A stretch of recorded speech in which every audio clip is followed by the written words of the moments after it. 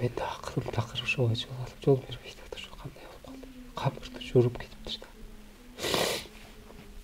Мага келди ошо күтүлбөгөн эле жерден болуп кеткен окшойт.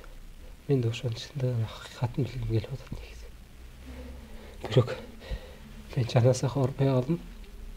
Мен чоң күнөөм ошол болуп атат. Мага жала жабуулардын сыры ошол болуп атат. Мен суракта болуп моргко бара албай калдым. Сөөктү талаша албай калдым. Биринчиси бул болуп атат. Мага жала жапкан сырлар. Экинчиси айылдагы жаназага топурак сала албай калдым. Ошол эки нерсе мен чоң айыптуу коюп атышат. Анан соцсеттерге дагы мага жазып чыгышты ошол эле күндөрү.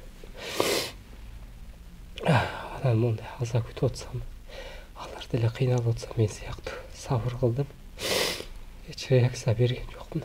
Реакция бербегенде алар бир-эки күндөн кийин ачуулар тынчып токтойт го деп ойлоп үмүттүү болдум. Карасам дагы деле жазып баштады ар кайсы жерлерге. Анан мен өзүм ушул жака басып келип чынын айтып коеюн дедим. Акыйкат бар да бар ортого чыгыш керек. Бир тараптуу болбосун, мен да айтып коеюн ичинде сырларды. Ошо күйдүм мен азыр. Ошол ойдон дагы деле чыга элекмин.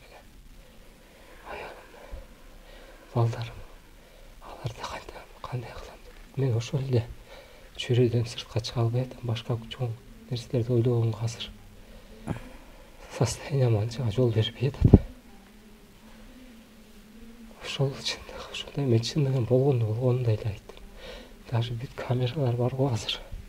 21-кылымга алар мени өлтүрүп тирилип койду деп айтып атат. Ошондой оор жазаны мага мойнума илип атышат.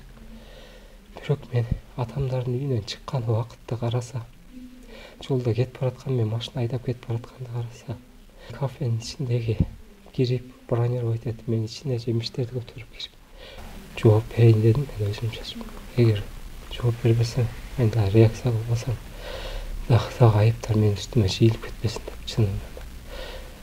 Бирок эми сот, тергөө булар чындыкты ачыкка чыгарып берет деген ишеничтен, үмүттөн. Ошол болгондой ушундай эле. Башка эч нерсе жок ортодо. Жашыра турган нерсе жок.